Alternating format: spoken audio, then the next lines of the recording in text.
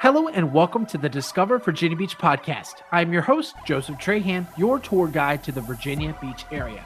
If this is your first time listening, I am so glad you found this show. Each week, I publish a new interview with locals ranging from musicians, government officials, CEOs, artists, and much more. And my aim is simple. It's to help you discover, define, and then go out and do exactly what you're looking for during your next vacation, relocation, or outing to the Virginia Beach area.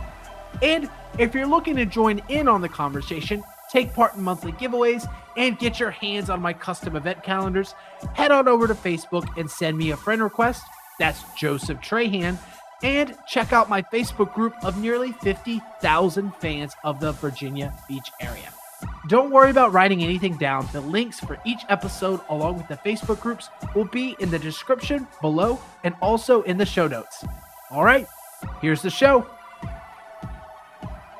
Today, we are going across the river to check out the waterways of the Elizabeth River and how they connect each and every part of the Hampton Roads, and it all flows back to Norfolk, Virginia. Today, we have a very special focus on innovative projects that is really making waves in the community. It's called the Marine Resilience Lab, located in Norfolk, and it's coordinated by the Elizabeth River Project, whose goal is to restore the Elizabeth River through equitable collaboration with diverse communities, businesses, and governments. We're here to explore how this groundbreaking initiative is contributing to the vibrant community here in the Virginia Beach and Norfolk and Hampton Roads area. We have the wonderful folks behind the Elizabeth Project here with us today. Luisa Black Ellis is here with us today. Luisa, welcome to the podcast. Thanks so much, Joe. Thanks for having me. Real quick, would you mind just sharing what brought you to the Elizabeth River Project for your career, and what inspires you to live and work, and make an impact here in the Virginia Beach, Hampton Roads area? Yeah, thank you so much for asking, Joe. Well, I've been working with native plants for a long time. I fell in love with plants. I used to be an English language educator, and I just found myself wanting to be touching dirt more and more every day. So I made kind of a pivot in my career, and I worked as a native plant and conservation landscape designer for a while at a native plant nursery called Southern Branch Nursery. And I really loved it there, but I live in the Elizabeth River watershed. I've lived here for over 10 years, and I literally saw firsthand the transformation that happened in the river. And loving the river and the earth as much as I do, and seeing like this river that, has one of the highest levels of maritime traffic in the country, see the return of the bottlenose dolphin in that river. I always thought was so amazing. And I honestly wasn't really planning on really ever leaving my job at the nursery because I loved it so much. But I always had it in the back of my head, like if I ever go anywhere else, I want to work for the Elizabeth River Project. Like they are really getting it done. Yeah, So absolutely. yeah, it was really the results. I was like, man, this strategy is effective. I want to do that. I love that, and perfect tee up to the conversation today. But before that, I'm very curious. What's your favorite local plant here in the area? Oh man, somebody just asked me that right before this conversation. I love them all so much. I will say one plant that is super cool, that you almost would like never believe is native to here, is the pink lady slipper orchid. It's a really special plant because it has this symbiotic relationship with a fungus. Like it can only germinate if this particular mushroom is present in the ecosystem.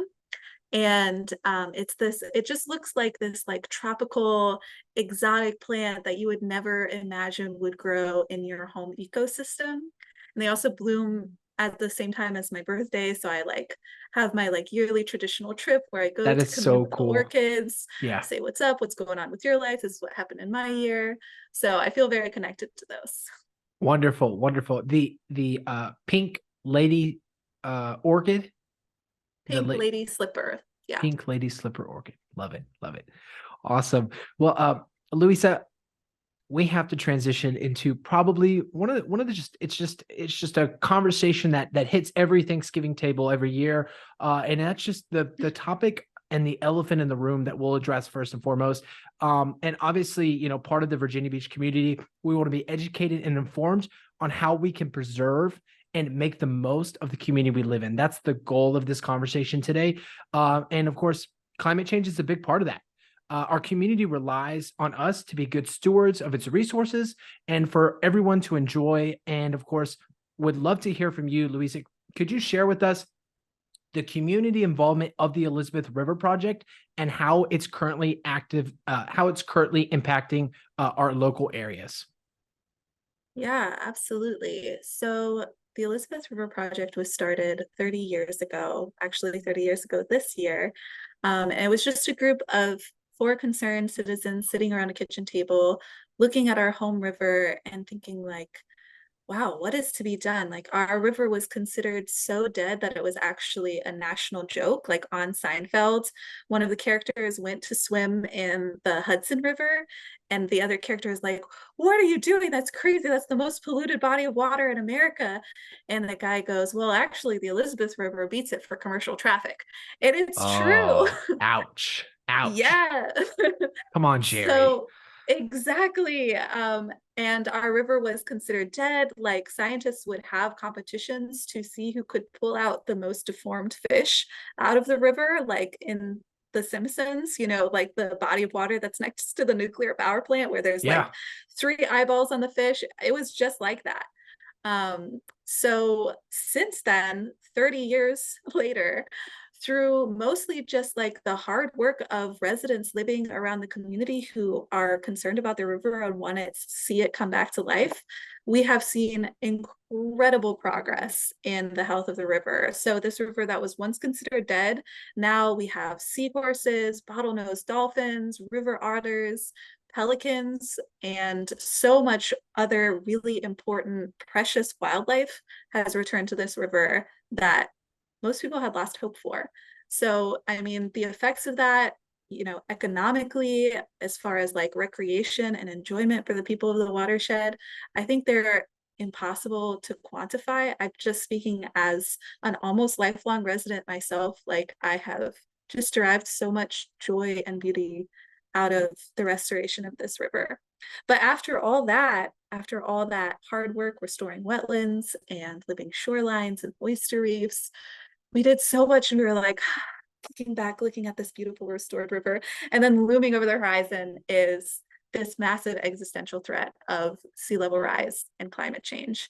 And here in Norfolk, we actually have the highest rate of sea level rise on the East Coast. Yeah. It's So we're crazy. It's crazy right. just how low Norfolk is literally sinking. Literally sinking, yeah, at the same time as the water is rising. Um, and so with that sea level rise within the next 100 years, up to 89% of those wetlands that we just worked so hard to restore are going to drown in place.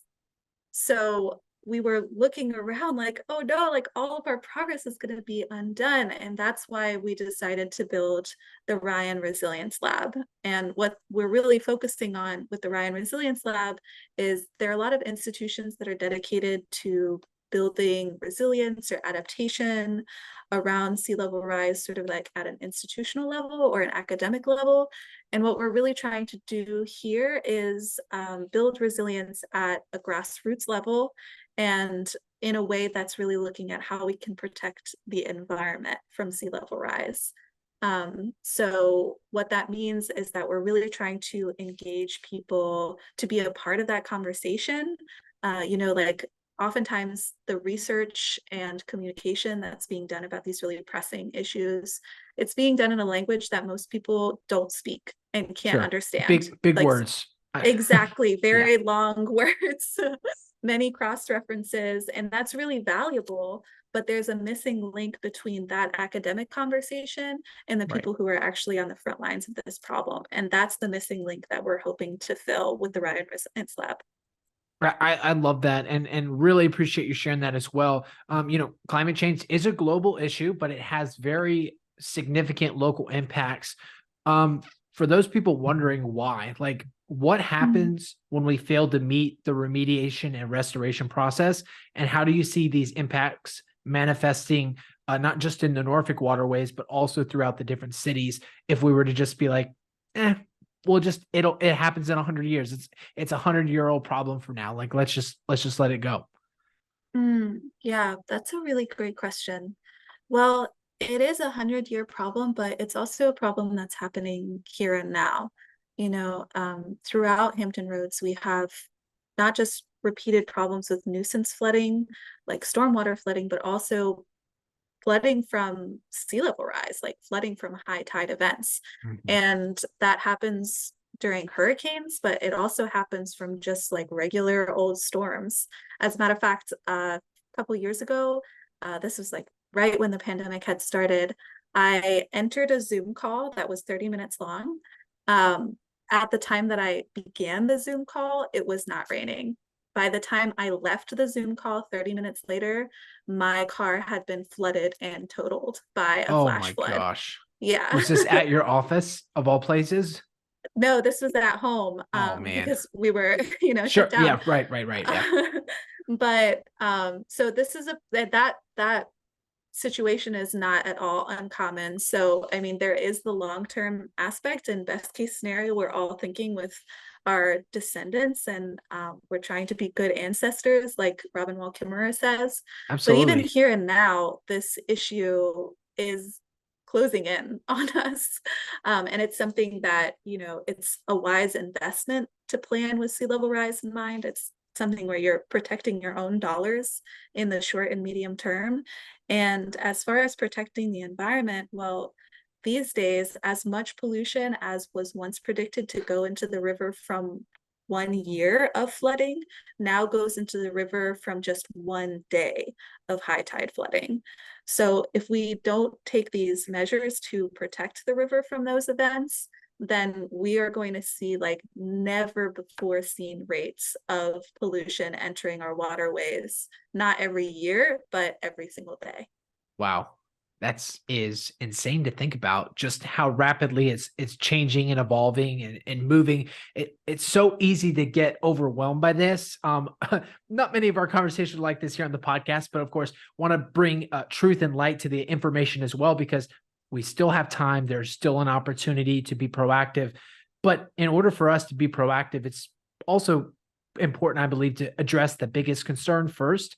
So for you, Luisa, you and your team are obviously working on many different projects, restoration, and of course, keeping the waterways as non-polluted as possible. What would you say is the biggest problem when it comes to the biggest challenges? I'm going to change that to challenge. What's the biggest challenge you face in your role at the Elizabeth Mm-hmm. River Project? That's a really great question, Joe. And I'm gonna give two different answers. Okay. One super practical one and one more like philosophical one. Yeah. So, very practically, for the scientists out there listening, the number one challenge that the river is facing right now is pollution from stormwater flooding.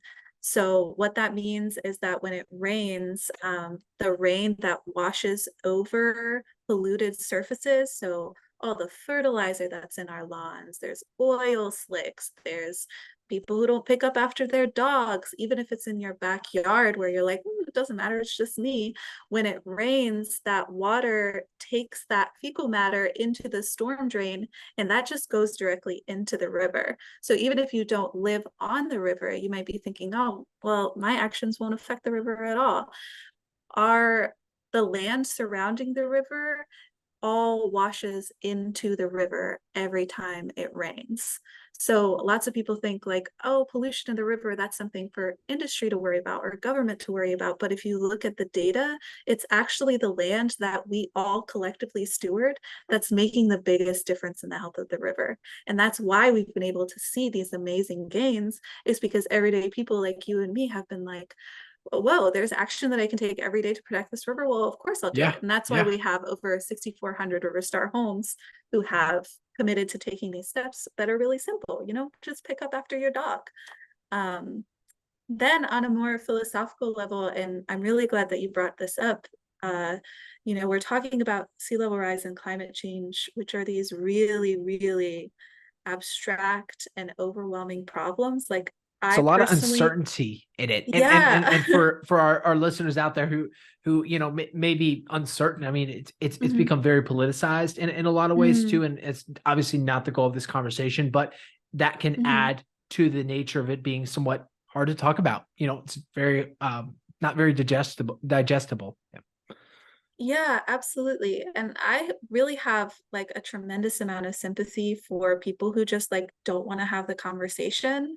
Like I think about it a lot in terms of the stages of grief. Like this, if we believe the data and really sit down and think about it, like the loss and the grief is so tremendous.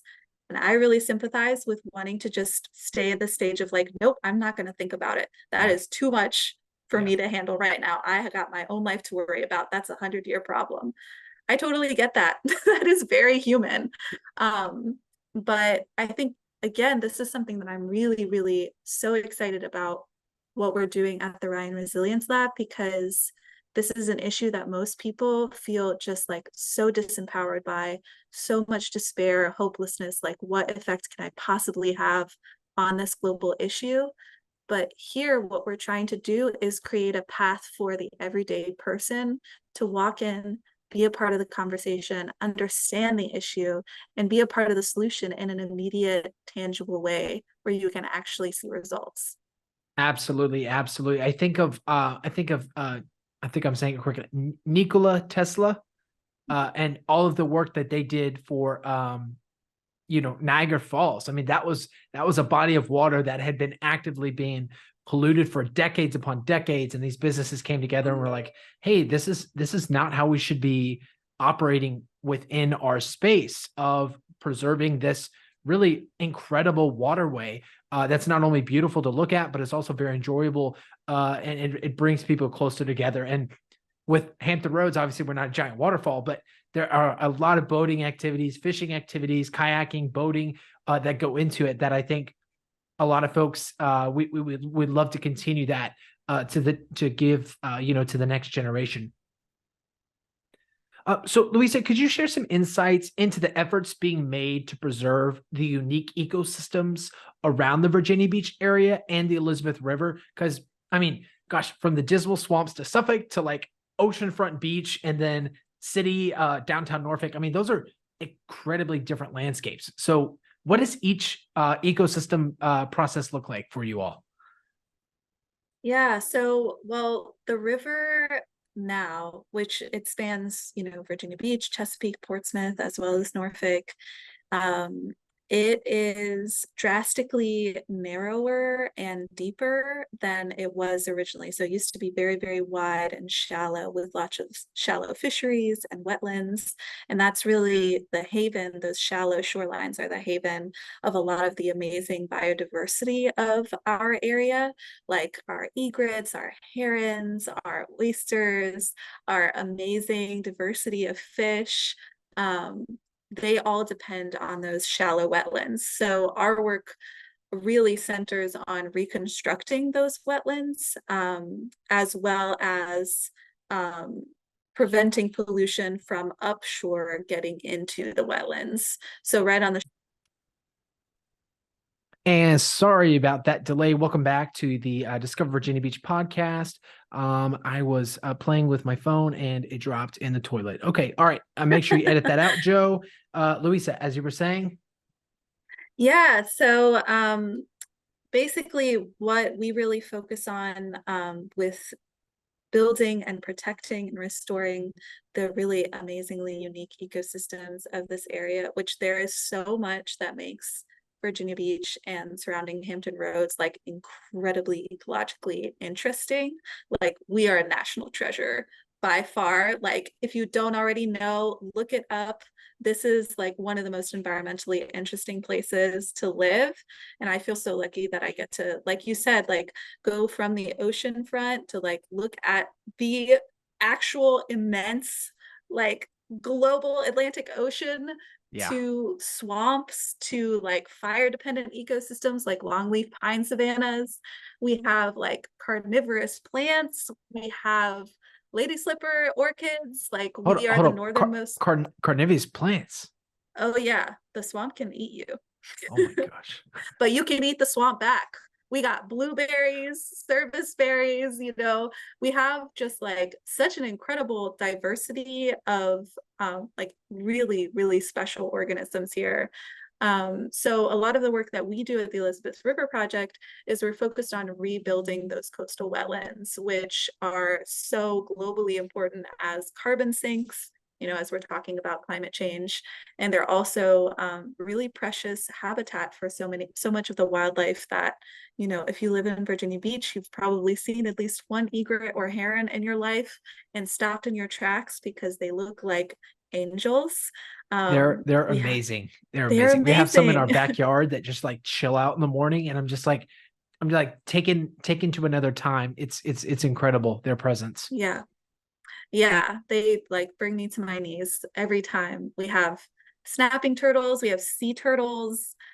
I just love them all. But so what we do at the Elizabeth River Project is we're rebuilding a lot of those wetlands actually on the river. And we do that, we have cost sharing programs for homeowners to actually rebuild wetlands like in their backyard if they live on the water, like it sounds like you might.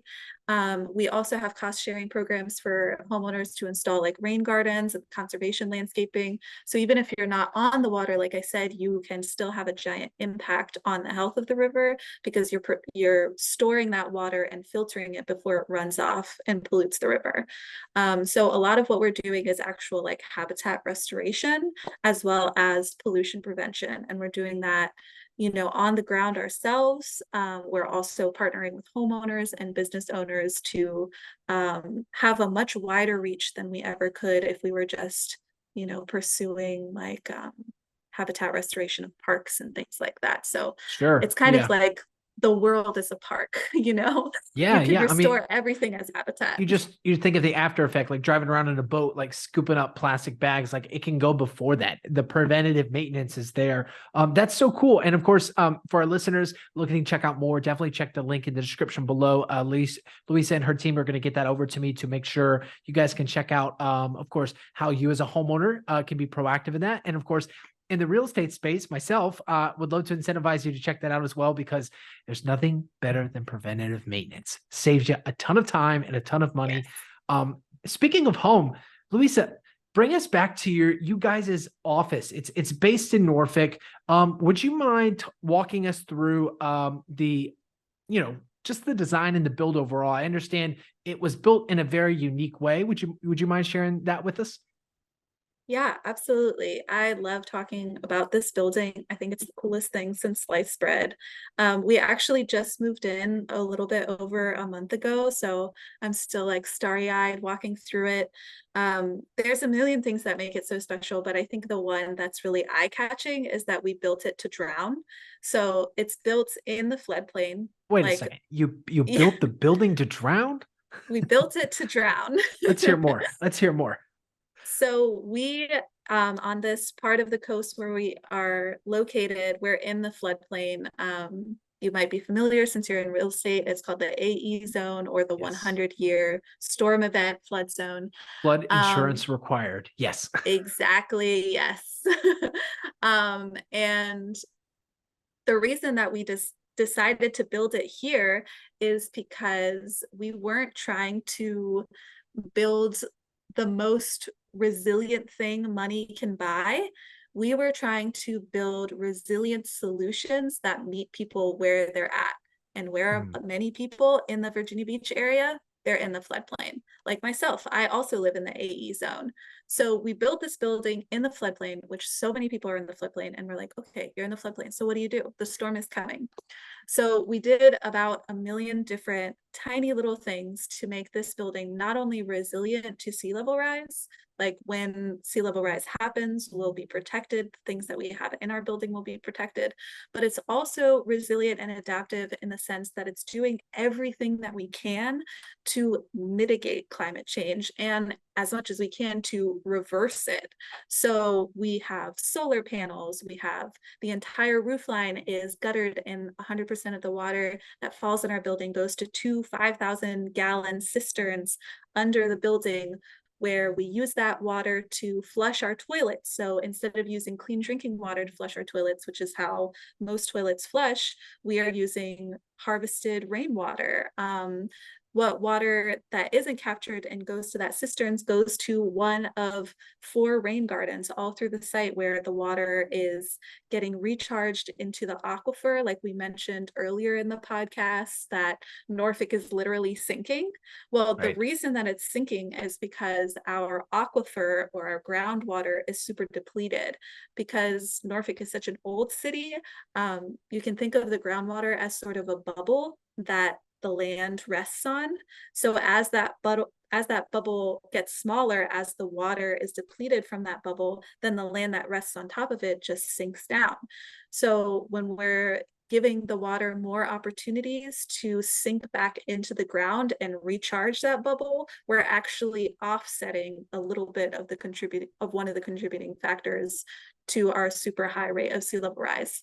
So we have rain Wow. gardens throughout. We have these giant, amazing cisterns, which I hope I'll get to show you sometime. We have permeable pavers. So every single surface that's paved on the grounds is paved in such a way where it kind of acts like a sponge. So the water can run through the pavers and it gets deposited into this. You can almost think of it as like a giant bathtub of gravel underneath the pavers that holds the water and gives it more time to, again, percolate into the groundwater, into the aquifer, rather than running off into the river. Besides that, we have a green roof, we have a living wall, we have carpets that were made out of recycled fishing line and fishing nets found at the bottom of the ocean. We're targeting a net zero energy footprint with this building. So not only do we have solar panels, but we also have extra thick insulation and triple glazed windows and doors throughout the building, so that we're passively like holding in our heated and cooled air. So we're pursuing like a million different strategies to basically make this building not only resilient, but also super sustainable. And what I think makes this building like one of a kind in the world is that all of these things that I just mentioned are off the shelf systems. So you don't have to be a millionaire, you don't have to be an engineer, you don't have I to be a was just scientist. about to ask Yeah. who built this building, this incredible sustainable building, and can they build our houses here as well? They can. So the architect's name is Work Program Architects. We worked with Sam Bowling, and he was absolutely amazing throughout the process. But the original concept of the building came from a planning charrette with Hampton University students. So they looked at ways that people were living resiliently in an escalating climate crisis all over the world, and kind of picked the best of the best, the ones that fit the most with our unique challenges in this area, and came up with the concept of the Ryan Resilience Lab.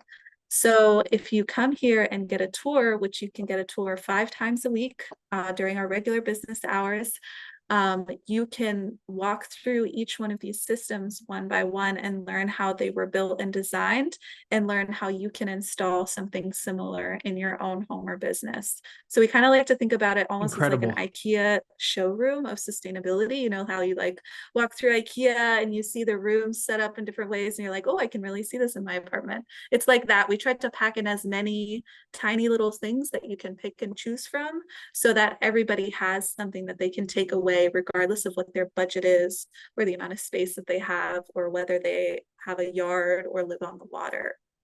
Wow, that is awesome. And of course, for our listeners who are not quite locals yet, or you're just a frequent vacationer here in the Virginia Beach area, if you would like to see a full tour of that, Luisa and I could definitely arrange that. But let me know in the comment section below if that's something you guys want to see, because we can definitely make some content for it. Just let us know. And speaking of other projects, would you mind, Luisa, diving into the Ryan Resilience Lab? I understand this is probably the most impactful initiative you all are working on right now that coincide with everything we've been talking about, but I want to make sure we're able to give it the attention that we need today. Would you open up about that with us? Absolutely. So the Ryan Resilience Lab, like I said, this area, we're already on the global stage of the climate change and sea level rise conversation because of our ultra high rate of sea level rise. And what's so special about the Ryan Resilience Lab is that we are entering the global conversations as leaders in solutions. So the Ryan Resilience Lab is this place that's modeling resilience and sustainability in an urban coastline community while affirming, recreational activity and industry in this coastline. So one of the things that kind of puts us on the map with this project is that, like I said, we built it to drown. Yeah. So part of that commitment is that we have actually entered into the nation's first rolling conservation easement. And what that essentially means is that, so a normal conservation easement, for those who don't know, a lot of the preserved areas of wilderness and like beautiful parks that we have are thanks to conservation easements. And it's basically a way of, if you own land that you never want to be developed again, you can put it into a conservation easement, and that's a legal instrument that says this will never be developed again. It will be kept in perpetuity for conservation purposes. So that's super normal. That's been around for a very long time. The thing that is maybe the world's first ever about this conservation easement is that it's actually being triggered by sea level rise. So when sea level rise reaches the point that it's no longer sustainable for us to occupy this building, we are agreeing to dismantle the building and return the entire site to the river as a fully restored shoreline. And what's really important about that is that it's holding space for people to be able to develop on an urban coastline while still protecting the river's future. You're never going to convince people to stop building on the water. Like, people love to look at the river, Yeah. that's Yeah. a totally normal, natural thing. Like, it's important to me to affirm people's desire to be close to the water, because that's so much of why we protect the rivers, because we love it and we want to see it. But how can Absolutely. you do that and still be not only making a good financial investment, but also investing in the river's future? How can you be planning to, leave when it's time to go? And Yeah. if you really look at the time, so the current intermediate high predictions for sea level rise are that the amount of sea level rise that it will take to dismantle this building is about 5.5 feet. And the current predictions are that it'll take about 60 to 80 years for that to happen, which is actually the lifespan of a lot of buildings that are built in the 21st century anyways. Sure. So what we're really doing is just, taking the expected lifespan of the building at face value and planning for a graceful surrender of those materials that will be obsolete by that point anyways. And we built the building in such a way where it can be more easily disassembled than most buildings. So it's not like it's going to be bulldozed. Like, the materials can then be reused and recycled to make another project. So it's really planning from cradle to grave and maybe beyond for sustainability and stewardship of the river. And then, all that said, all those like big abstract concepts of sea level rise and climate change aside, like I said, this building is for the people. It really belongs to the Yeah. community. Absolutely. So we are holding like countless programs, community science initiatives, events, and gatherings to engage people in the work of building resilience for the river and for our beautiful community that we love so much. I love it. Absolutely. And for all you out there looking to discover the Virginia Beach area, and of course, to promote that and to encourage sustainability for the next generation as well, this is where we're at. This is our opportunity to do that. And for those looking to learn more and get plugged in, and of course, maybe dedicate some time or at least find out how to be more involved, Luisa, would you mind sharing what that might look like?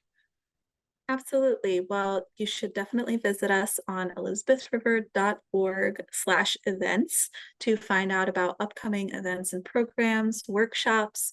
We have an amazing otter spotter community science initiative that we're launching, where those river otters that we fought so hard to bring back to the river, we now have so many of them that we're struggling to count them. So you can get involved and learn about some of the river's cutest creatures. And like I said, come get a tour. We have them around the clock.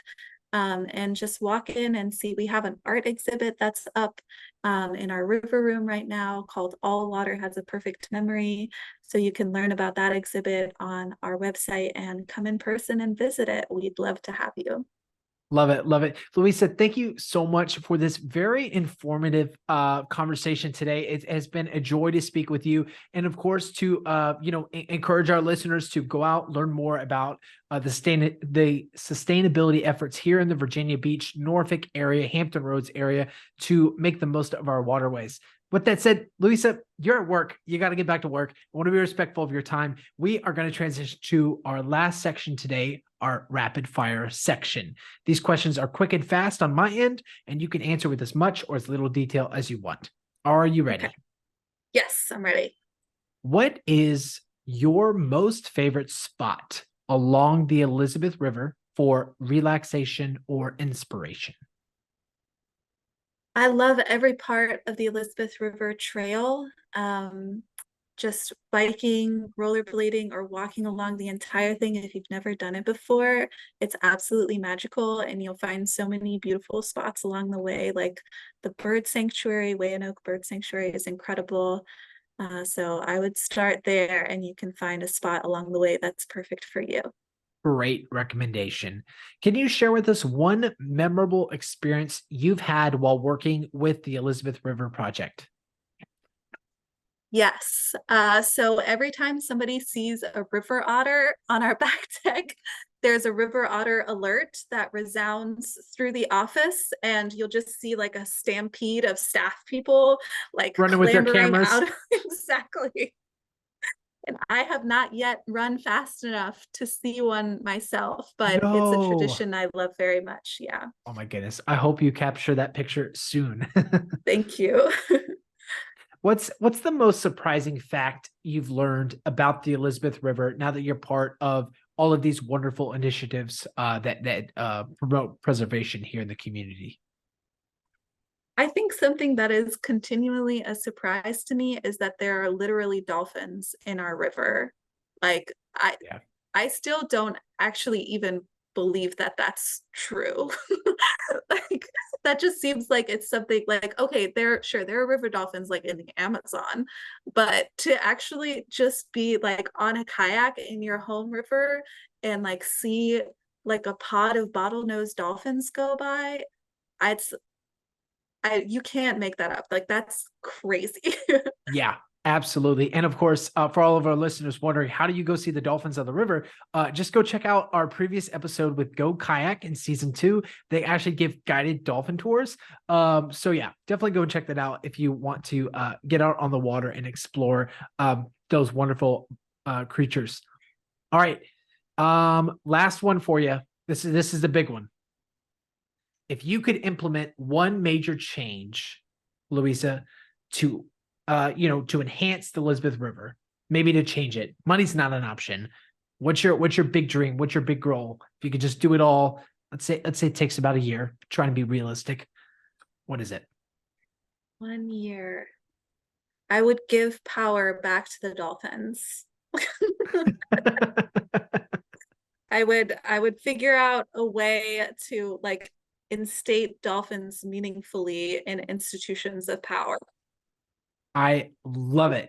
I love it. Would they be able to like have like, I don't know, like water ventilators, so they could be on land and on water too?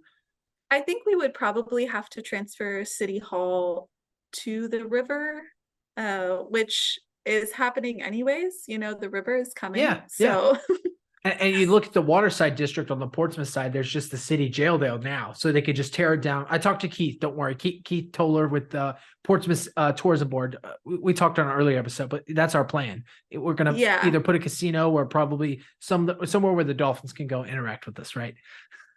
exactly. Yeah, it's actually already underway. This is my public rollout. I wasn't planning on doing this today, but the Dolphins are in charge now. So I take love care of it. them. I love it. Yeah. Hashtag go Dolphins. Exactly. Not to be confused with Miami Dolphins. That's a football team. Yes, go Dolphins Wonderful. in Hampton Roads. Love it. Love it. Luisa, thank you so much for this wonderful conversation. And of course, thank you to our dedicated listeners for checking us out here on another episode of Discover Virginia Beach Podcast. We hope you found this information to be informative and helpful. And of course, if you have any questions or would like to learn more, check out the link in the description below, or just leave a comment. Love to answer it for you there. And if not, answer it for you directly. Have Luisa and her team help you out there as well. We hope you enjoyed this episode, and we'll catch you all in another one very soon.